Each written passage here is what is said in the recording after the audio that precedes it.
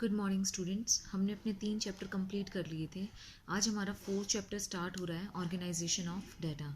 Organisation of data में क्या होता है? आंकड़ों का व्यवस्थितीकरण। व्यवस्थितीकरण का मतलब क्या होता है?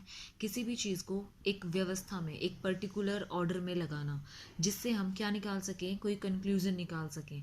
जैसे सपोज करो हमने डाटा कलेक्ट किया है अपने 2nd और 3rd चैप्टर में हमने यही देखा है कि हमारा डाटा कौन सा होता है, हम उसे कलेक्ट कैसे करते हैं। डिफरेंट डिफरेंट मेथड्स देखे हैं, सैम्पल्स के सेंसस मेथड देखे हैं हमने कि हम अपने डाटा को कलेक्ट कैसे करते हैं।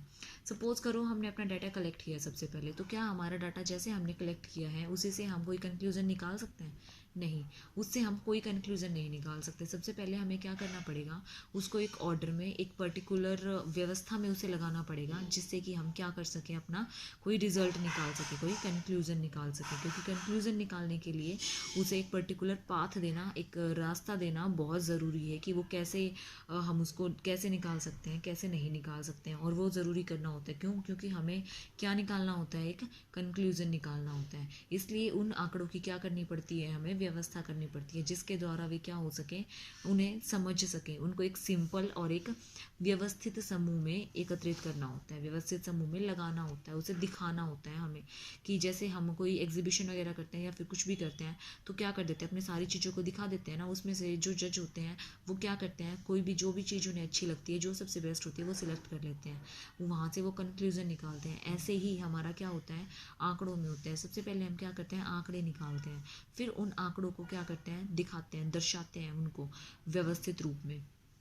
व्यवस्थित रूप में प्रस्तुत करने के बाद हमें ये पता लगता है कि वो कौन से, हम उससे कंक्लूजन क्या निकाल सकते हैं, क्या नहीं निकाल सकते। उसके लिए हमें क्या करना पड़ता है, सबसे पहले क्लासिफिकेशन करना पड़ता है। उसको व्यवस्था में लगाने के लिए उसका वर्गीकरण करना पड़ता है, बांटना पड़ता है। जैसे जैसे हमें आंकड़े मिलते हैं उसके अकॉर्डिंग, उनकी कैरेक्टरिस्टिक्स के अकॉर्डिंग, उनकी विशेषताओं के अकॉर्डिंग उन आंकड़ों को हम क्या करते हैं, बांटना शुरू करते हैं।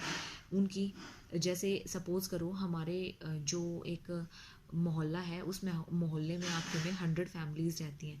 किसी की आय अलग है, किसी का धर्म अलग है, किसी की एजुकेशन अलग है, सब अलग अलग होते हैं, सिर्फ एक समान तो नहीं होते ना। उनको उसी क्राइटेरिया के अकॉर्डिंग बांट के कि हिंदू धर्म वाले एक साइड आ जाएं, क्रिश्चियन एक साइड आ जाएं, मुस्लिम्स एक साइड आ जाएं, तो और उसमें भी हम वर्गीकरण कर देते हैं कि इस कास्ट वाले एक साइड आ जाएं, उस कास्ट वाले एक साइड चले जाएं। उसके बाद फिर हम क्या करते हैं, इनकम के, जो हाइयर अपर क्लास होती है वो अलग हो जाए, और जो लोअर क्लास होती है वो अलग हो जाए, जो मिडिल क्लास होती है वो अलग हो जाए।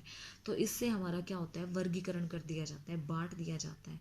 इसमें क्या किया जाता है, इस क्रिया को, जिसके द्वारा आंकड़ों का समानता व असमानता के आधार पर विभिन्न विभिन्न वर्गों में बांटा जाता है, उसे क्या कहते हैं, वर्गीकरण कहते हैं हम। ठीक है, उसे हम क्या कहते हैं, वर्गीकरण कहते हैं, जिसको समानता और असमानता के आधार पर बांटा जाता है। अब इसके उद्देश्य क्या होते हैं बांटने के, ऑब्जेक्टिव्स क्या होते हैं क्लासिफिकेशन के, ऑब्जेक्टिव्स ऑफ क्लासिफिकेशन। क्या उद्देश्य, किस उद्देश्य से बांटे जाते हैं, कंक्लूजन निकालने से। उद्देश्य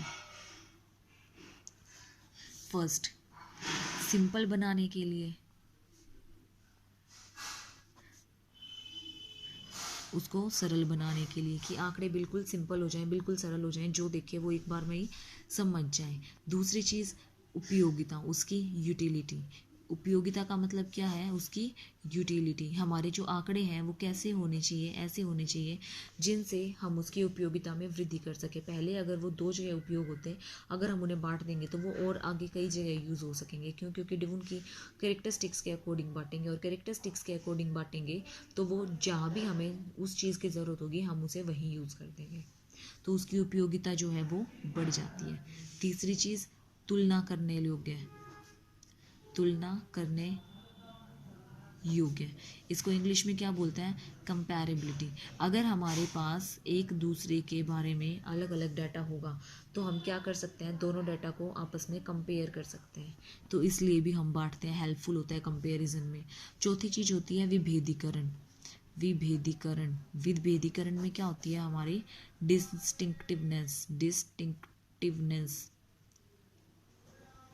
इसके अंदर क्या होता है, इसके अंदर हम आंकड़ों में एक विशिष्ट अंतर स्पष्ट कर सकते हैं कि इसमें ये डिफरेंस है और इसमें ये डिफरेंस नहीं है, इसमें ये चीज़ अच्छी है, इसमें ये चीज़ अच्छी नहीं है।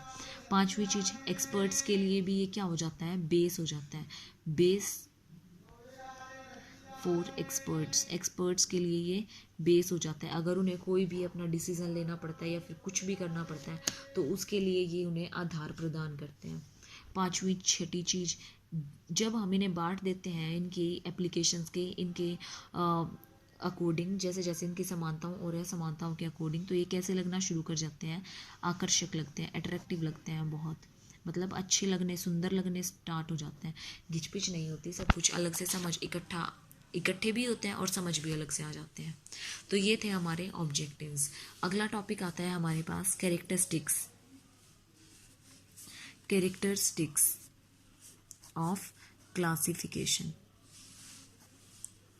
क्लासिफिकेशन की कैरेक्टरिस्टिक्स क्यों होती हैं, विशेषताएं क्या होती हैं? फर्स्ट, ये व्यापकता, कॉम्प्रिहेंसिवनेस क्या होती है? इसके अंदर हमारा जो डाटा है वो इतना व्याप्त होना चाहिए कि जिस समस्या के संबंध में वो हमने कलेक्ट किया था वो उसी के लिए बाकी औरों के लिए भी काम आ सके, वो इतना व्यापक होना चाहिए। दूसरी चीज़, स्पष्टता, हमारा जो डाटा है वो ऐसा होना चाहिए, बिल्कुल क्लियर होना चाहिए, किसी भी तरह का उसमें कोई झोल नहीं होना चाहिए, कोई प्रॉब्लम नहीं होनी चाहिए, स्पष्ट होना चाहिए बिल्कुल। तीसरा है हमारे पास सजातीयता का मतलब है होमोजेनिटी। जिस चीज़ के बारे में हम डाटा चाहते हैं वही उसी टाइप का हमारे पास डाटा होना चाहिए, उसी टाइप का हमारे पास डाटा रखना चाहिए हमें। और किसी टाइप का डाटा रखने से या फिर और किसी टाइप का हमारे पास डाटा अरेंज होने से कोई फ़ायदा नहीं है। उससे क्या होगा, हमारे पास टाइम की सिर्फ वेस्टेज ही होगी। इसलिए हमें ऐसा डाटा कलेक्ट करना चाहिए जो क्या हो, होमोजीनियस हो। चौथा हमारे पास क्या होगा, अनुकूलता। हमारे पास कैसे डाटा होना चाहिए, जैसे हमारे पास हमें कंक्लूजन निकालना है उसी के अकॉर्डिंग, उसी को सुटेबल होता हुआ हमारे पास क्लासिफिकेशन होना चाहिए। ये नहीं है कि हमें निकालना है डाटा, कंक्लूजन निकालना है 11th क्लास के स्टूडेंट्स का और आप डाटा कलेक्ट कर रहे हैं 10th क्लास के स्टूडेंट्स का, तो उससे कोई फ़र्क नहीं पड़ेगा। उसके बाद आता है हमारे पास स्थिरता,